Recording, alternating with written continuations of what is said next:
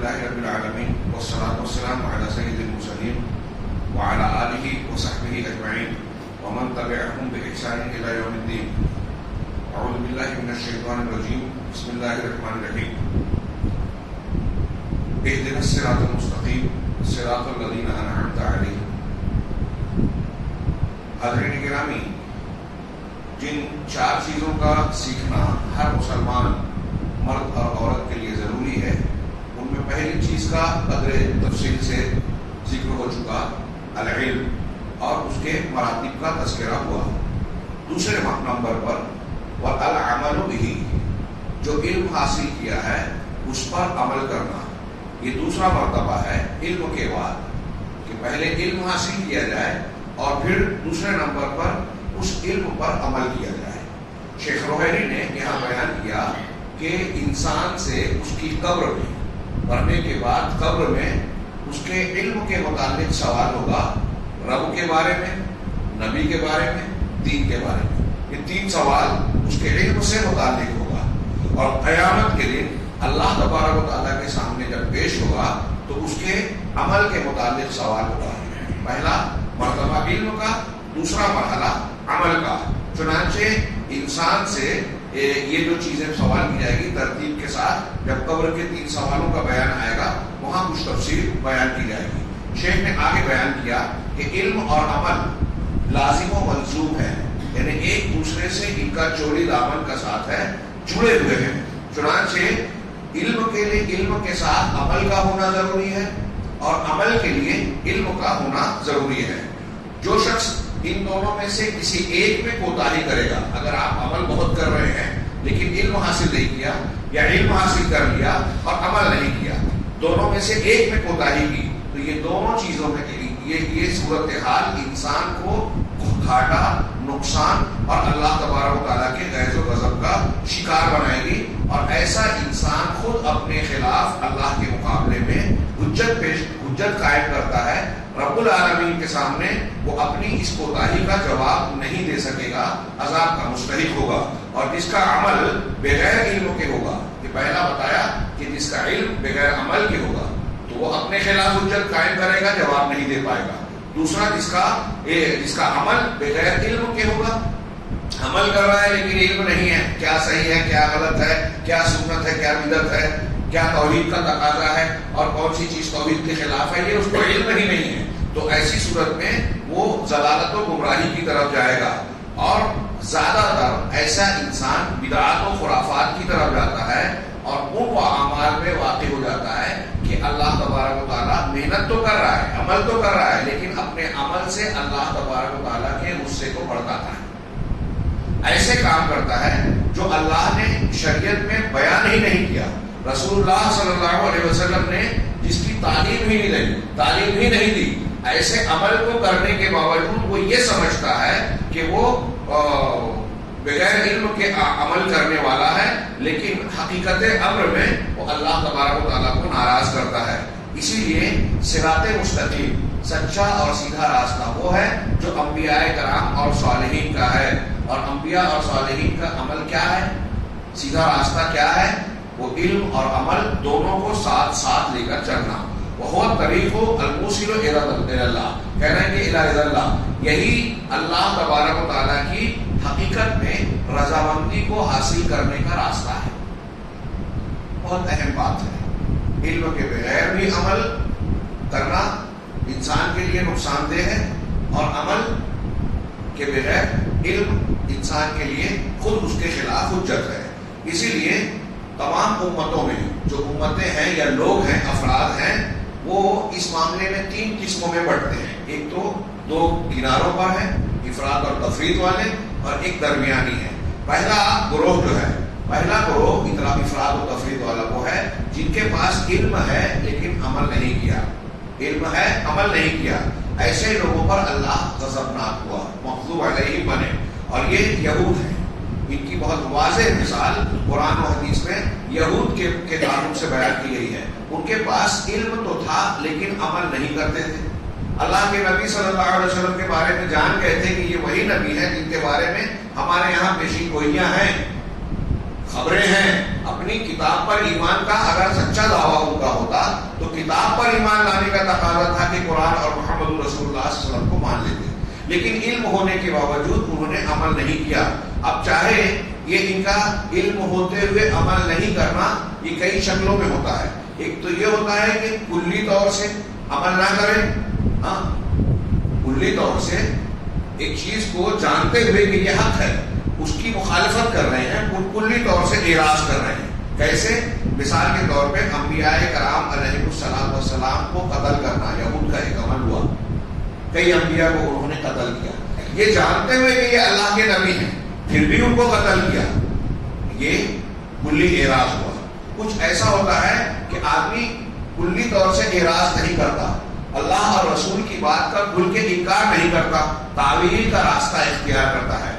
جیسے مثال کے چنانچہ جس چیز کا انہیں علم ہے اس کی تعویل کرتے ہیں اس انداز میں کہ اپنی خواہشات کے مطابق وہ حکم ہو جائے۔ قرآن و حدیث کا یا شریعت کا ایک حکم ہے، اس کے معنی اور مفہوم کو توڑ مروڑ کر اس طرح بیان کرتے ہیں جیسے جو اپنی خواہشات کے موافق ہو جائے، شرعی طور پر جو اس کا معنی اور مفہوم ہوتا ہے اس طریقے پر اسے نہیں مانتے۔ آگے یہود کی مثال دے رہے ہیں، اس سے پہلے میں کہوں جیسے مثال کے طور پہ آج ہمارے یہاں سود حرام ہے، سب جانتے ہیں، لیکن اب سودی لین دین بینکنگ کا کاروبار جو چل رہا ہے اس کو جائز بنانے کے لیے مختلف تعویلات کی جاتی ہیں، مختلف عذر بیان کیا، مسلمان ترقی نہیں کر پائے گا، یہ وہ سود نہیں ہے، اللہ کے رسول صلی اللہ علیہ وسلم کے زمانے میں سود کے لین دین کا جو طریقہ تھا آج کا جو ہے یہ دونوں میں فرق ہے، یہ منافع ہے، یہ ایسا ہے، یہ ویسا ہے، دنیا کی تعویلات۔ تو تعویل کر کے اللہ کے حرام کی ہوئی چیز کو حلال کیا جاتا ہے۔ یہی یہود نے کیا کہ ان سے کہا گیا، کیسے؟ اللہ نے کہا قرآن میں وَادْخُلُوا الْبَابَ سُجَّدًا وَقُولُوا حِطَّةٌ، کہ تم سجدے کی حالت میں دروازے میں داخل ہو، سجدہ جھک کر اللہ کے سامنے، اور جو ہے یہ کہو حِطَّہ، انہیں معاف کر دے، ہٹا دے، مٹا دے، گناہ کو معاف کر دے پروردگار۔ تو انہوں نے اس حکم کے بدلے میں اس کا علم حاصل ہو گیا، عمل کیا کیا؟ وَدَخَلُوا يَلْحَفُونَ، وہ سکرین کے بل بیٹھ کر گھسٹ کر داخل ہوئے اور کہنے لگے حِنطَةٌ فِي سُنبُلَةٍ، بعض روایتوں میں ہے کہ اے اللہ بالی میں گیہوں دے، گیہوں کا دانہ حنطہ دے، حنطہ کو حنطہ بنا دیا، اور سجدے کی حالت میں جھک کے جانا چاہیے تو سکرین کے بل گھسٹ کر گئے۔ وَتَأَوَّلُوا مَا أَمَرُوا، جس کا ان کو حکم دیا گیا تھا اس کی تعویل کی، اس کے معنی کو توڑ مروڑ دیا۔ چنانچہ حقیقت میں بظاہر وہ یہ کہہ رہے ہیں کہ اللہ نے جو حکم ہم کو دیا ہم کو کر رہے ہیں، لیکن حقیقت میں انہوں نے عمل نہیں کیا۔ اسی طریقے سے کیوں عمل نہیں کیا؟ اس لیے کہ انہوں نے حکم جس طرح کا اللہ نے انہیں حکم دیا تھا اس طریقے پر عمل نہیں کیا، بلکہ اپنی جانب سے اس کو ایک معنی پہنا کر اس کی تعویل کر کے اس کو اختیار کیا۔ یہ دوسری شکل ہے انکار کرنے کی، عمل نہ کرنے کی۔ تیسری شکل عمل نہ کرنے کی یہ ہے کہ جس چیز کا حکم دیا جا رہا ہے اس میں ہیلے بہانے اختیار کیے جائیں۔ جیسے مثال کے طور پہ یہاں بیان کیا کہ یہود کو سنیچر کے دن مچھلی کا شکار کرنے سے منع کیا گیا۔ صاحب البحر کے پاس سورہ بقرہ میں اس کا اس اختصار کے ساتھ ذکر ہے اور سورہ اعراف میں قدر تفصیل سے ان کو سنیچر کے دن کہا گیا تھا مچھلی نہ مارو۔ تو انہوں نے کیا کیا کہ جمعہ کے دن اپنے جال کو ڈالتے، جمعہ کے دن جال نصب کر دیتے جس میں مچھلیاں پھنسے، اور اسے شنیچر کے دن مچھلیاں پھنستی اور اسے اتوار کے دن نکالتے، اور کہتے کہ ہم نے شنیچر کے دن شکار کیا ہی نہیں۔ اس طرح ہیلے سے اللہ تبارک و تعالیٰ نے جو منع کیا تھا اس کی خلاف ورزی کی، ہیلا بہانہ اختیار کر کے۔ یہی نہیں، ایک اور مثال تھی کہ اللہ تبارک و تعالیٰ نے یہود پر جانوروں کی چربی کو حرام کیا، لیکن انہوں نے کیا کیا کہ چربی ہم نہیں کھاتے، ٹھیک ہے حرام ہے، چربی کو پگھلایا، چربی، اور پھر پگھلا کر اس کو بیچا اور اس کی قیمت کو کھایا، اور کہا کہ ہم نے اللہ کے حکم کے مطابق چربی کو استعمال نہیں کیا۔ یہ اس طریقے سے انہوں نے ہیلے اختیار کیے۔ یہ بھی کہہ رہے ہیں کہ حقیقت امر میں انہوں نے اپنے علم کے مطابق عمل نہیں کیا۔ کہا گیا چربی استعمال نہ کرو، تو اب اس کا کھانا بھی جس طرح حرام ہے اس کو بیچ کر اس کی قیمت کھانا بھی حرام تھا، لیکن ہیلا کر کے انہوں نے اس حرام کو حلال بنا دیا۔ ایسے ہی اگر آپ دیکھیں تو اس طرح بہت سارے مسلمان شریعت کا حکم جاننے کے بعد بھی اس کی تعویل کر کے یا ہیلے بہانوں سے اس کو ٹالتے ہیں، اپنے آپ کو اس عمل سے بچاتے ہیں یا دور رکھتے ہیں۔ حقیقت حقیقت میں اگر وہ کسی شکل میں عمل کر بھی رہے ہیں ہیلا بہانہ کر کے، تو ان کا عمل ہے اور عمل نہیں ہے. انہوں نے عمل اللہ کے حکم پر عمل کیا ہی نہیں. چنانچہ یہاں شیخ نے کہا کہ اعراض اصلی بالکلیہ اس عمل کو نہ کرنا، جیسے انبیاء کو قتل والی مثال دی، یا تعویل کے ذریعے سے اللہ کے حکم سے اعراض کیا جائے، یا ہیلوں بہانوں کے ذریعے سے اعراض کیا جائے، یہ ساری شکلیں عمل کو ترک کرنے کی ہے. علم ہے لیکن عمل نہیں ہوا، اور یہ مغضوب علیہم جن پر اللہ کا غضب نازل ہوا ان کا طریقہ ہے، اور یہ یہود ہیں اور ان لوگوں کا طریقہ ہے جو یہودیوں کی روش پر چلے، ان کے طریقے کو اختیار کیا.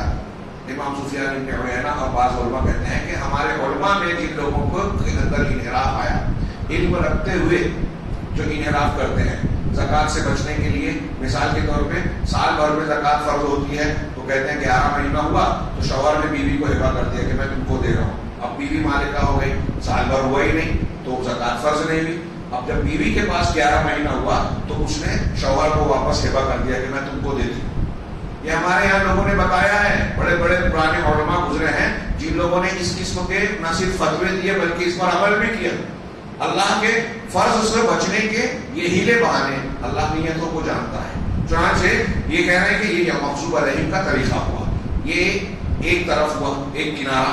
دوسرا کنارہ ان لوگوں کا ہے جنہوں نے عمل تو کیا لیکن ان کے پاس علم نہیں ہے. یہ ضالین اور گمراہ لوگ ہیں جنہوں نے خیر کا طریقہ جانا نہیں. لأنهم ما عرفوا طریق الخیر، حقیقت میں سچائی کا راستہ، خیر کا راستہ، اللہ کو کون سی چیز پسند ہے، اس راستے کا انہوں نے علم حاصل کیا ہی نہیں. آگے ایک محاورہ نقل کیا کہ کتنے ایسے لوگ ہیں جو خیر کو چاہتے ہیں لیکن خیر کو پاتے نہیں. لیکن جو شخص اپنے نبی علیہ السلام کی پیروی نہیں کرتا، جس زمانے کا انسان گزرا، اس زمانے میں جس نبی کی دعوت اور تعلیمات تھی، اپنے نبی کی تعلیم کو جس نے نہیں جانا تو وہ گمراہ ہو جاتا ہے اور بدبخت ہو جاتا ہے اور خیر سے محروم رہتا ہے، خیر کو، بھلائی کو نہیں پاتا.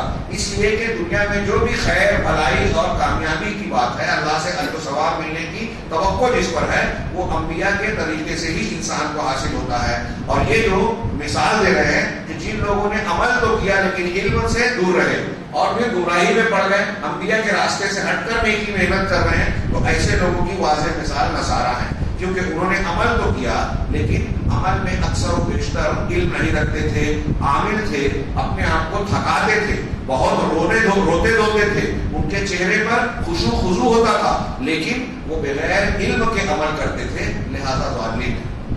انہوں نے کہا ان کی بغیر علم کے عمل کرنے کی مثال میں سے قرآن نے جس کو بیان کیا ایک رہبانیت ہے.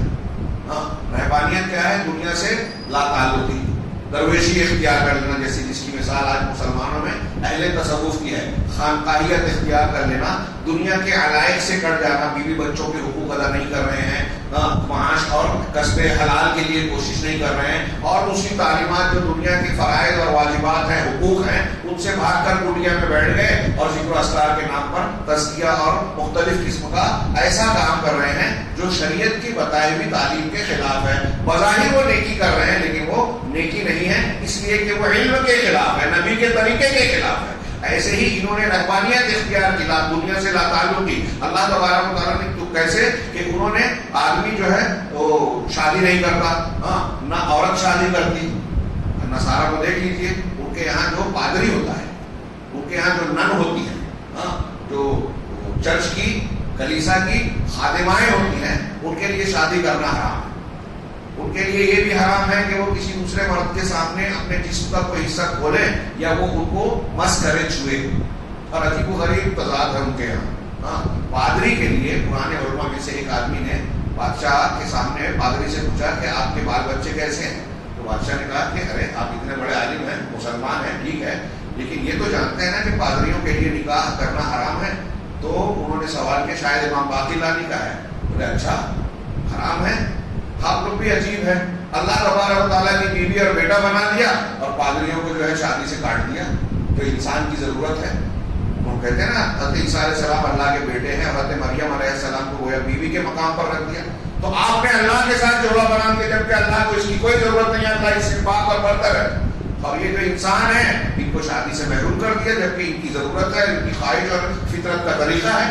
یہ انہوں نے بغیر علم کے شریعت بنائی، چنانچہ بلا وجہ کی پابندی اپنے اوپر اختیار کر لی. انہوں نے رہبانیت کو بطور بدعت اختیار کیا. اللہ تبارک و تعالیٰ نے ان پر یہ چیز فرض نہیں کی تھی. وَلَكِنَّهُمْ اتَّبَعُوا فِيهَا أَهْوَاءَهُمْ، انہوں نے اس معاملے میں اپنی خواہش کی پیروی کی بغیر علم کی. بغیر علم کے آپ قرآن میں بار بار ایک جملہ پائیں گے کہ وہ لوگ اپنی خواہشات کی پیروی کرتے ہیں.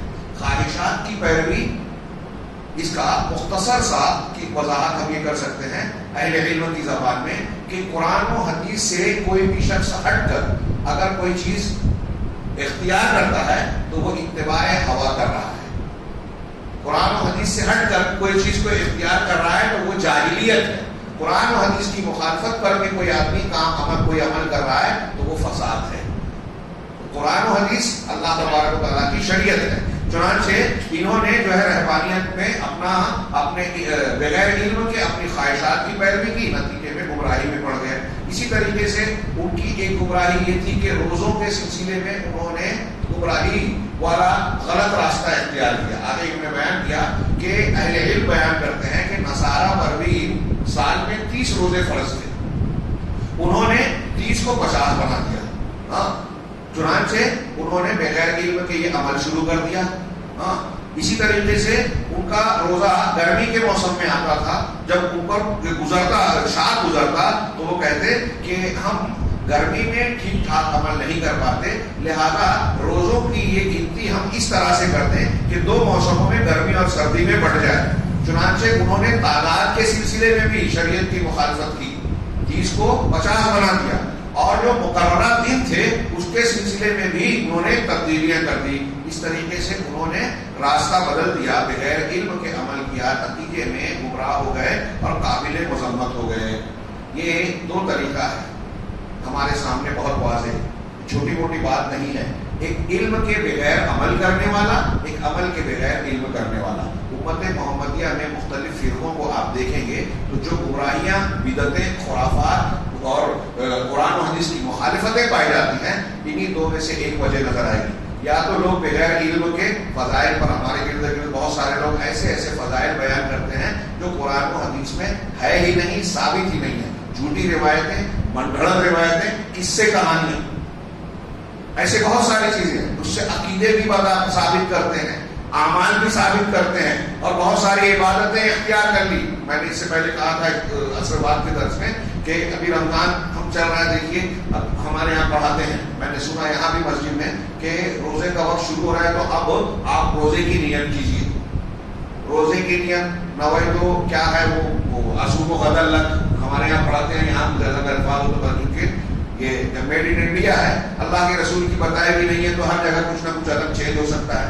اور میں نے کہا وہاں روزہ آج کا رکھ رہے ہیں اور جملہ کیا بولتے ہیں، اصوم و غدل لک، کل میں روزہ رکھوں گا. آج کے روزے کے شروعات کر رہے ہیں اور کل کی نیت کر رہے ہیں. یہ خود اس بات کی دلیل ہے کہ یہ اللہ کے رسول کی بات ہو ہی نہیں سکتی. یہاں نیت دل کے ارادے کا نام ہے. کوئی دعا یا جو الفاظ ہمارے یہاں پڑھے جاتے ہیں دنیا کی کسی حدیث کی کتاب میں آپ کو نہیں ملے گی. کہاں سے آئی؟ ایجاد بندہ. یہ بغیر علم کے عمل ہوا. آپ کر رہے ہیں اگر اس پر عمل تو آپ گمراہی کا کام کر رہے ہیں. اسی طریقے سے افطار کرنے کی دعا اللہ کے رسول صلی اللہ علیہ وسلم نے جو ثابت اللہ لکسم تو وہاں اس کے کہا تو یہ بھی ضعیف ہے. کچھ لوگوں نے، کچھ علماء نے حسن درجے کی کہا، لیکن اس میں بھی اضافہ کر دیا. اس میں بھی اضافہ کر دیا.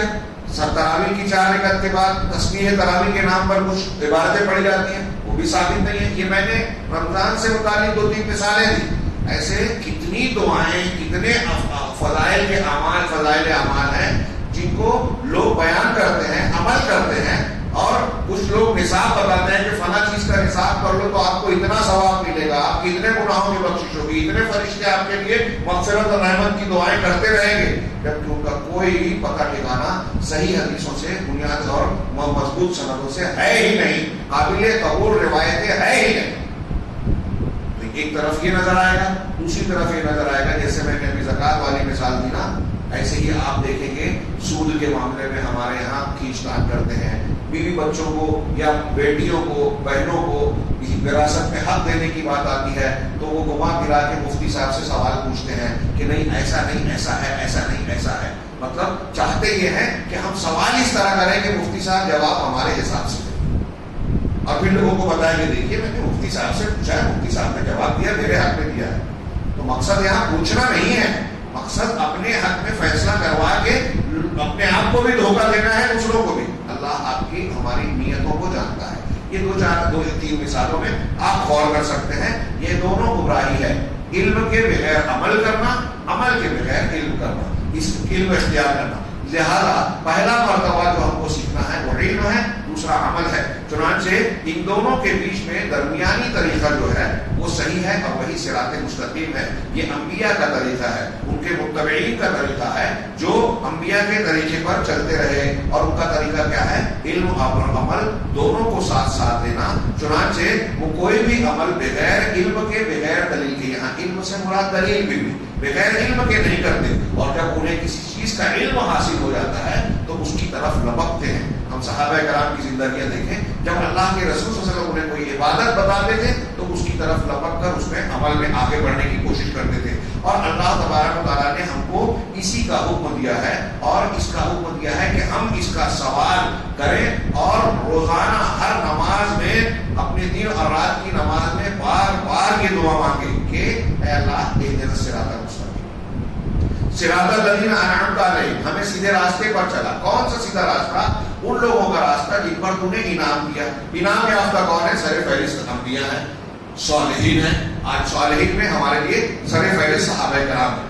صراط الذین انعمت علیہم، یہ راستہ اختیار ہے. اب انبیاء اور صالحین کا راستہ کیا ہے؟ علم اور عمل دونوں کو لینا.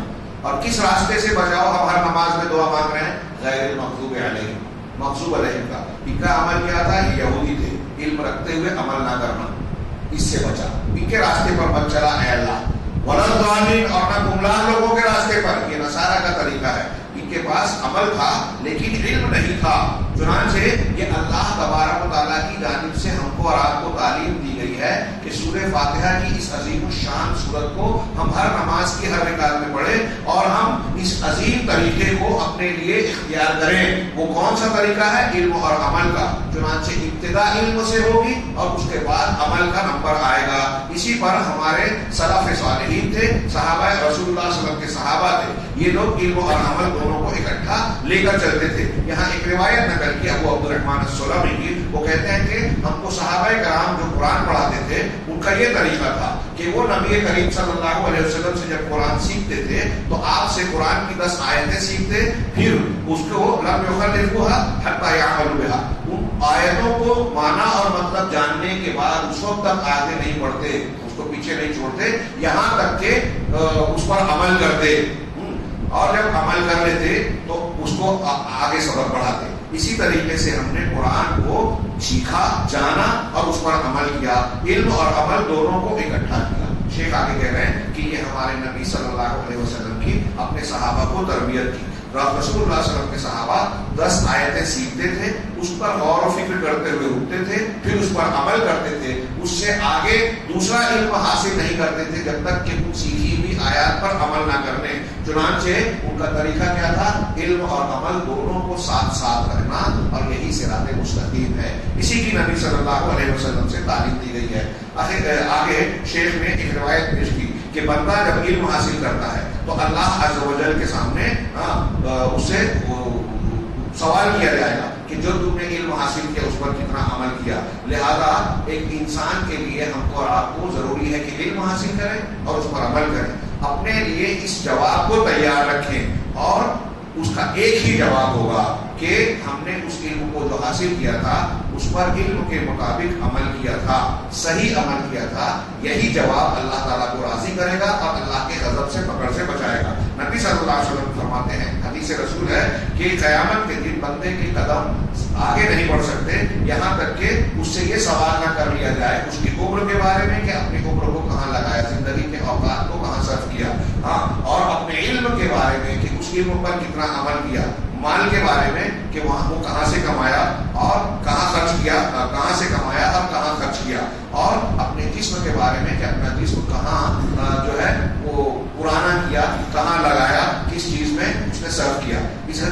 تھوڑی سی آگے تشریح کی ہے کہ دیکھیے کتنی اہم بات ہے کہ قیامت کے دن ان چیزوں کا ان سوالوں کا جواب دیے بغیر انسان آگے نہیں بڑھ سکتا. اور ان میں ایک سوال یہ ہے کہ آپ نے جو علم حاصل کیا، جو سیکھا، اس پر کتنا عمل کیا. پیچھے گزرا کہ قبر میں علم کے بارے میں سوال ہوگا اور اللہ تعالیٰ کے سامنے میدان محشر میں اللہ یہ سوال کرے گا کہ جو علم تھا اس پر عمل کتنا کیا. اس کے پیچھے لیے کہا کہ اسی لیے ابو درداء رضی اللہ تعالیٰ نے ایک صحابی ہے، وہ کہتے ہیں کہ میں اس پروردگار سے اس بات سے ڈرتا ہوں کہ قیامت کے دن لوگوں کے سامنے مجھے بلائے اور کہے یا عویمر، ان کا نام تھا عویمر، تو میں کہوں لبیک ربی، پروردگار میں حاضر ہوں. تو وہ مجھ سے کہے گا کہ ما عملت فیما علمت، جو تو نے علم حاصل کیا تھا اس پر تو نے کیا عمل کیا تھا. هذا السؤال العظیم ينبغي علينا ان نخشعه، یہ بہت بڑا سوال ہے. یہ کوئی ایسی بات نہیں ہے کہ ہم نے سن لیا اور گزر گیا. ہمارے سامنے پیش ہونا یہ اللہ اور رسول کی باتیں ہیں، حقیقت ہے. ہمارا یقین ہونا چاہیے کہ ایسا ہی ہوگا اور ہے ایسا ہی. تو ہم کو اس سے ڈرنا چاہیے اور کوشش کرنا چاہیے کہ قیامت کے دن ہم صحیح جواب دے سکیں. علم نافع وہی ہے جو عمل کے ساتھ ہو، اور وہ علم جو عمل سے خالی ہو وہ علم نافع نہیں ہے بلکہ وہ انسان کے لیے وبال ہوگا. اللہ کے نبی صلی اللہ علیہ وسلم کی دعا تھی، کئی دعاؤں میں سے ایک دعا، اللہم انی اعوذ بک من علم لا ينفع، اے اللہ میں تیری پناہ میں آتا ہوں ایسے علم سے جو فائدہ نہ دے. دوسرے حدیثوں میں کہ میں تجھ سے علم نافع مانگتا ہوں، تو جو علم نافع نہ ہو اس سے میں تیری پناہ مانگتا ہوں، وہ علم دے جو فائدے نہ دو. تو علم کون سا نفع نہ دینے والا ہے؟ اگر علم ہو اور آدمی عمل نہ کرے تو یہ انسان کے لیے نقصان دہ ہے. کیسے نقصان دہ ہے؟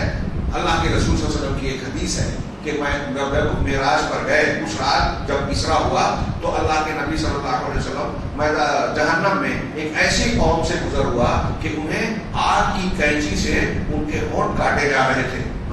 اور جب کاٹ لیے جاتے تو پھر سے ان کا ہونٹ آ جاتا. جبرائیل سے سوال کیا کہ یہ کون لوگ ہیں؟ تو کہا آپ کی امت کے خطبہ ہیں، جو وہ بات کہتے تھے جس پر عمل نہیں کرتے تھے. اللہ ہمیں بچائے. وَيَقْرَؤُونَ كِتَابَ اللَّهِ وَلَا يَعْمَلُونَ، اللہ کی کتاب کو یہ لوگ پڑھتے تھے لیکن اس پر عمل نہیں کرتے تھے. علامہ البانی نے بہقی کی اس روایت کو حسن درجے کی کہا کہ جہنم میں یہ منظر اللہ کے رسول صلی اللہ علیہ وسلم دیکھا. شیخ کہتے ہیں کہ علماء ہیں، قرآن پڑھتے تھے عمل نہیں کرتے تھے، اور خطبہ تھے تو خطیب ہے اس کا مطلب علم رکھتے تھے، لوگوں کو بتاتے تھے. تو خطبہ تھے لیکن خود عمل نہیں کرتے تھے، تو اس طریقے سے ان کو عذاب دیا جائے گا. کتنی بڑی وعید ہے ان لوگوں کو اس سلسلے میں کہ علم ہوتے ہوئے آدمی عمل نہ کرے. یہ دلیل ہے اس بات کی کہ علم پر عمل نہ کرنا یہ کبیرہ گناہوں میں سے ایک بہت بڑا گناہ ہے جس پر اللہ تبارک و تعالیٰ کی وعید آئی ہے. آگے انہوں نے یہ بیان کیا کہ اب علم حاصل ہو تو علم پر کیسا عمل ہونا چاہیے. تو اس میں کافی تفصیل سے گفتگو ہے. میں اختصار کے ساتھ 2 جملے میں بات کہوں کہ جب ہم کو یہ علم ہو جائے کہ شریعت میں یہ کام واجب ہے، نماز پڑھنا فرض ہے، تو اس پر عمل کرنا فرض مانے. جب ہم کو یہ معلوم ہو جائے کہ شریعت میں یہ کام کرنا سنت ہے تو اس پر عمل کرنے کو سنت مانے. جب ہم یہ جانیں کہ اس کو کر بھی سکتے ہیں نہیں بھی کر سکتے ہیں تو اس کو مانے کہ یہ شریعت کا حصہ ہے اور کوشش کریں کہ عمل ہو. ہم نہ کر سکے تو کوئی بات نہیں، یعنی مباح اور مستحب جو ہے اس کو اس درجے کا مانے. جو چیز مکروہ ہے، جو حرام ہے، اب جیسے کرنا واجب ہے ایسے ہی اللہ تعالیٰ نے جن چیزوں کو حرام کیا ہے کہ یہ حرام ہے تو ان سے اپنے آپ کو بچائیں. تو اس میں اس تفصیل کے بعد وہ کہتے ہیں کہ اس تفصیل کو سامنے رکھ کر انسان غور کرے کہ ہمارے لیے اس بات کا جاننا بہت ضروری ہے کہ ہم اس کو اچھی طریقے سے شریعت کی اس بنیاد کو سمجھیں، اس پر غور و فکر کریں اور اس پر حریص بنیں کہ اللہ تبارک و تعالیٰ کے نبی کے اور دین کے بارے میں علم حاصل کریں اور پھر ان کے اس علم کے تقاضے کے طور پر جو عمل ہم پر لاگو ہوتا ہے ہم اس پر عمل کریں. یہ وہ 4 چیزیں جو ہمارے لیے جاننا ضروری ہے. اس میں سے دوسری چیز کی کچھ تشریح بھی انشاءاللہ آئندہ درس میں تیسری چیز کا تذکرہ ہوگا. اللہ تعالیٰ ہمیں دین کو سمجھنے اور اس پر عمل کرنے کی توفیق دے، اس کے ذریعے سے دنیا اور آخرت میں ہر قسم کے عذاب سے محفوظ رکھے. وآخر دعوانا الحمد للہ رب العالمین وصلی اللہ علیہ